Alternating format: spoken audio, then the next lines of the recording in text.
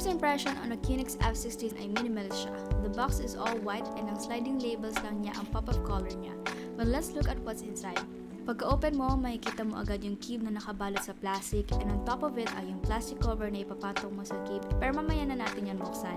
Tignan muna natin ang accessories. When you lift the board, nandiyan na yung manual, extra keycaps if ever macOS ang device mo, switch and keycap puller, warranty info, brush panglinis ng keyboard, and finally the braided USB-C to USB-A cable.